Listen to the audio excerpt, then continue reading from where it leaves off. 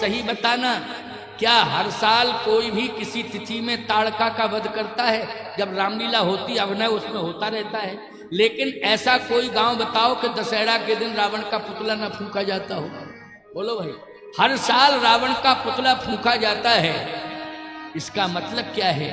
इसका मतलब यही है कि जब तक तुम भगवान के मरते समय भी नहीं होगे, आंसू नहीं डालोगे, तब तक तुम्हारा उद्धार होने वाला नहीं है। और इतना सरल दरबार है, इतना सहज दरबार है कि बस तुम अपराध को भूल जाओ और ये कहो कि प्रभु अब दोबारा हम नहीं करेंगे, मेरे पास अब देने के लिए कोई सत्कर्म किया ही नहीं है, मैं दे ही नहीं पाऊंगा, लेकिन आंसू हैं, अगर आप चाहो तो यही दे रहा हूं, इनको स्वीकार कर लो।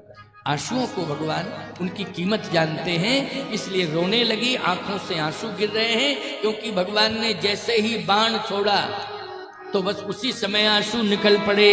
ये तो सामान्य राजकुमार नहीं है, ये राजकुमार नहीं है, ये साधारण बाण जिससे मैं कभी डरती नहीं हूं, साधारण कोई बलवान उससे मैं डरती नहीं हूं। ये 15 साल का राजकुमार ये राजकुमार नहीं है, ये तो वज्रादपि कठोराणी मृदूल कुष्मादपि, जो वज्र से भी ज्यादा कठोर है और पुष्प से ज्यादा कोमल है, वही परमात्मा मेरे सामने आ गया है। इसलिए कई बार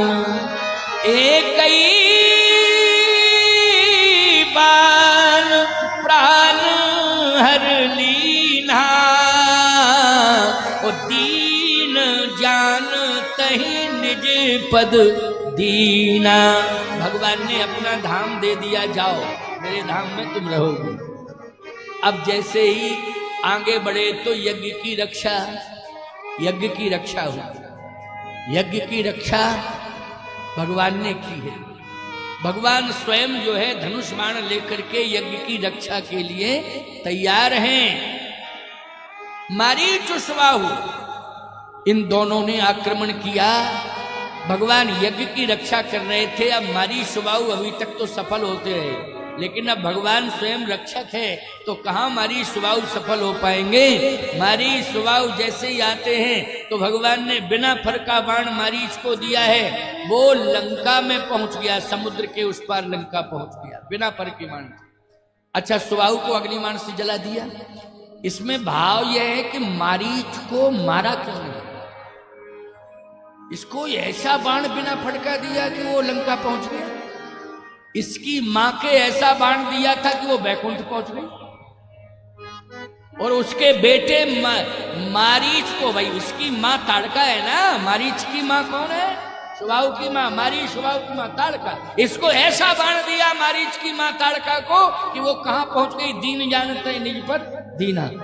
और मारीच बेटा है, ऐसा बाण दिया कि लंका पहुंच गया। अच्छा बोलो, लंका पहुंचना ठीक है कि भगवान के धाम पहुंचना ठीक है? भगवान के धाम पहुंचना ठीक है, लेकिन ये पहुंच गया लंका, समुद्र के उस पार लंका में जहां राक्षस ही राक्षस रहते हैं, वहीं पहुंचा दिया। अच्छा एक बात बताओ, आपको जिसमें अगरबत्ती लगी हो सुगंधित और भगवान का चित्रपट लगा हो, जिसमें फूलों की माला सजी हो, उस कमरे में ठहरा में तो ठीक है कि जहां मच्छर भरे हों उसमें ठहरा दे ठीक है? बोलो है? इसमें मच्छर भरे हों। अच्छा बोलो, लंका में राक्षस ही राक्षस है कि नहीं? पूरी लंका में राक्षस ही राक्षस हैं, और इतने खतरनाक राक्षस हैं, और भगवान ने मारीच को कहां भेजा है? उन राक्षसों के बीच में भेजा। बोलो कितना बड़ा पनिशमेंट दिया है। लेकिन एक बात का ध्यान रखना, सुनो, क्या कि मारीच जो है चला गया और ये कह के गया है कि ठीक है, आपने मेरी मां को आपने कहां भेजा है? अपने धाम भेजा है, लेकिन मुझे आपने लंका भेजा है। तो भगवान ने भी मानो मारीच से कह दिया है कि मैंने तेरी मां को बैकुंठ भेजा है, लेकिन तू लंका जा, मैं तेरे लिए एक ऐसी मां को भेज रहा हूं जो जगत की मां है, वो तेरे पास होगी लंका में। इसलिए याद रखना, मारीच पहले पहुंचा है लंका और सीता जी बाद में पहुंची है लंका। बोलो पहुंची कि नहीं पहुंची? बाद में। आप कहोगे महाराज पहले कौन पहुंचा? मारीच पहुंचा है, बाद में सीता जी पहुंची हैं। अब वो मां ही माध्यम बनेगी, किसके लिए? तुझे परम पद देने के लिए।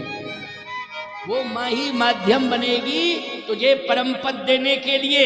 इसलिए मारीच की मां को राम ने परम पद दिया है और मारीच को सीता माता ने परम पद दिला दिया है कि इसको मारो मारो मारो मारो, मारोगे तो उद्धार हो जाएगा। बोलो किसने कहा था मारीच को मारने के लिए? राम जी से। सीता जी ने कहा था इसको मारो आप, और भगवान राम ने सीता के कहने पर ही मारीच को मारा है। और जब मारीच को मारा है तो मारीच को कौन सा धाम मिल गया? उसको भी परम पद मिल गया है, वैकुंठ मिल गया है। तो सीधी सी बात यह है कि भगवान अपनी लीला पूरी करने के लिए किसी को अपना पात्र चुन लेते हैं, अपना पात्र चुन लेते हैं। याद रखना, मारीच को भी अपना पात्र चुन लिया है कि अभी तुझे मेरी लीला पूरी करानी है, इसलिए मैं तुझे कहाँ भेज रहा हूँ? मैं लंका भेज रहा हूँ और तुझे जाना पड़ेगा। अरे मैं कहता हूँ मारीच को ही लंका भेजा, बस बाण के द्वारा भेजा, और हनुमान जी को बाण बना करके लंका भेजा। अरे मारीच को बिना फड़ का बाण दे के लंका भेजा, और हनुमान जी को बोलो बाण बना करके लंका भेजा राम जी ने। जिमें अमोघ रघुपति कर बाना, ताही भांति चले हनुमाना। जिमें अमोघ रघुपति कर बाना, ताही भांति चले हनुमाना। तो बोलो हनुमान जी को भी लंका भेजा ना, क्या बना के भेजा? बाण बना के भेजा है। और मारीच को लंका भेजा, बाण से भेजा है। इसलिए भगवान कब किसको कहां भेज दें अपना कार्य कराने के लिए, बस इस पर तुम किसी भी प्रकार की टिप्पणी मत करो, विश्वास कर लो, काम बन जाएगा। बोलो बन जाएगा कि नहीं?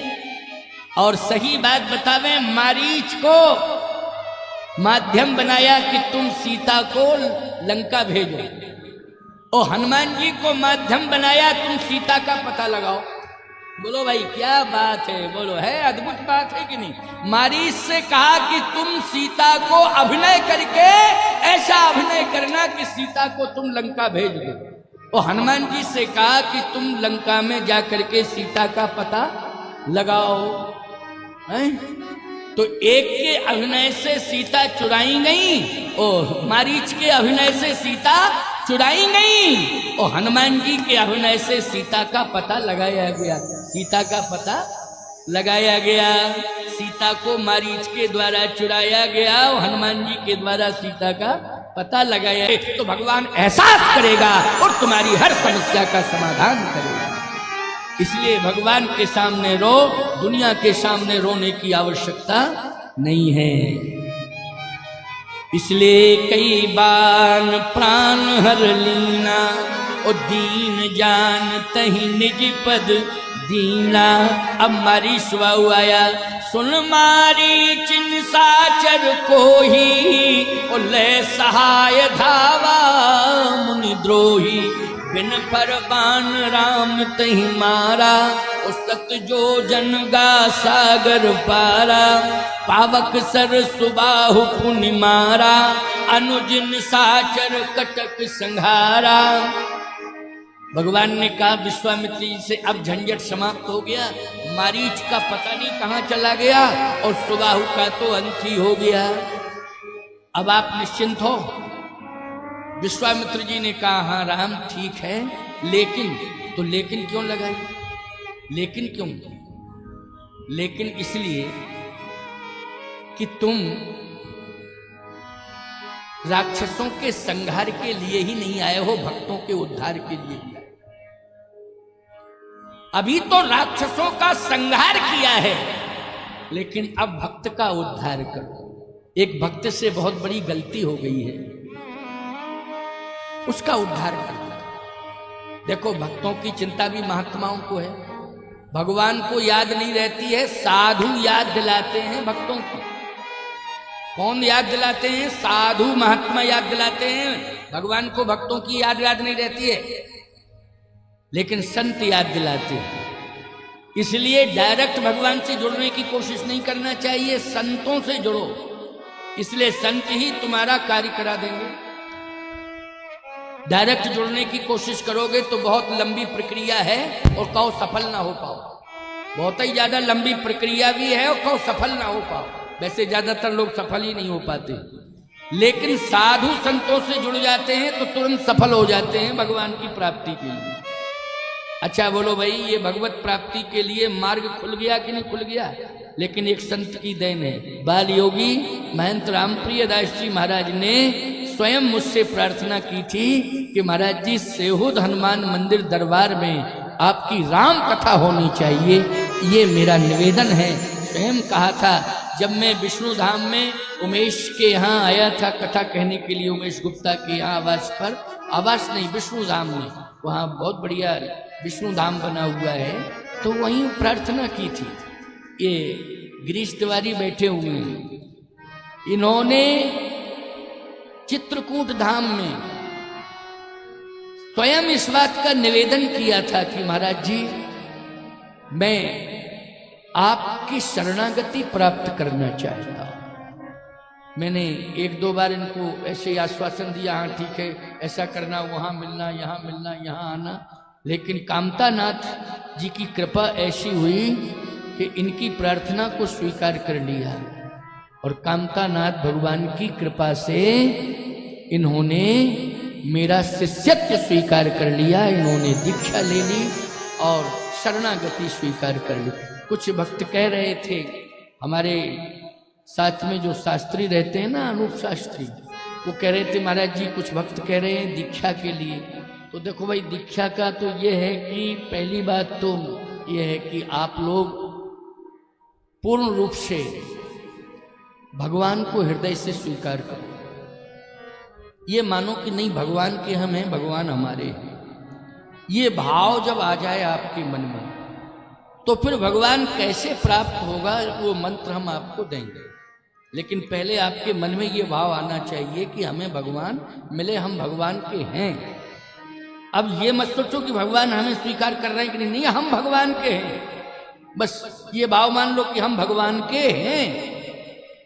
भगवान के जिस दिन तुम हो जाओगे उस दिन भगवान को स्वीकार करना ही पड़ेगा।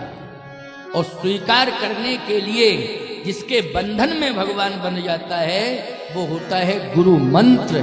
वह गुरु मंत्र आपको प्राप्त हो जाएगा, भगवान निश्चित रूप से बंधन में बंध जाएगा। क्योंकि मंत्र बांधता है, व्यक्ति नहीं बांधता है। भगवान को कौन बांधता है? अच्छा, मंत्र में इतनी ताकत है कि सर्प बंध जाता है। अभी मंत्र पढ़ो तो सर्प चला आएगा, जबकि कितना खतरनाक जीव होता है बोलो भाई। उसमें क्रोध ही क्रोध होता है, थोड़ा सा फुंकार मार दे तो जहर पैदा हो जावे शरीर में, और काट ले तो मर ही जावे। लेकिन मंत्र में वो ताकत है कि सर्प भी आ जाता है। आ जाता है कि नहीं? इसका मतलब है कि मंत्र के बंधन में वो बंध गया है। तो परमात्मा तो कृपालु है, दयालु है, उससे बड़ा कृपालु और दयालु अकारण करुणा वरुणालय है। वो क्यों नहीं मंत्र में बंधेगा? अवश्य ही वो मंत्र में बंधेगा, वो तो मंत्र के अधीन ही है। लेकिन वो मंत्र गुरु के माध्यम से ही लिया जाता है, बिना गुरु के वो मंत्र कभी सिद्धि प्राप्त नहीं हो सकता है। तो पहले तो अगर आपके मन में ऐसा है कि हमें मंत्र चाहिए, तो फिर आप संकल्प लेकर के जाना कि मैं भगवान का हो चुका हूं। अब भगवान मुझे कब अपनाएंगे? जब मैं गुरुदेव की शरणागति में पहुंच जाऊंगा तो एक दिन ठाकुर जी हमें जरूर स्वीकार कर लेंगे। तो 9:30 बजे से लेकर के 11 बजे तक का प्रातः 9:30 बजे से 11 बजे तक का समय गिरीश तिवारी जी के आवास पर, जहाँ मेरा विश्राम है, वहीं पर मंत्र दिया जाएगा। जिसको भी लेना हो वो वहाँ, लेकिन पहले अपना नाम यहाँ रजिस्टर में अंकित कराना। ये जो टेबल पड़ी हुई है यहाँ पर कामतानाथ जी के सेवा प्रकल्पों की भी चर्चा की जा रही है आपसे कि जिनको भी कामतानाथ जी के यहाँ सेवा भिजवानी है, जो वहाँ प्रकल्प सेवा के चल रहे हैं, पारमार्थिक प्रकल्प यदि भिजवाना है तो वहाँ आपके वो भी नोट किए जाते हैं।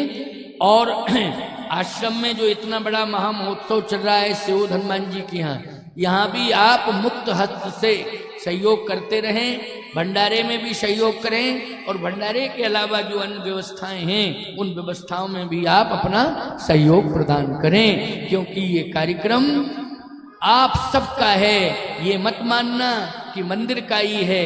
आप अपने घर को मंदिर बना लो, हनुमान जी को अपना लो तो आप अपने घर का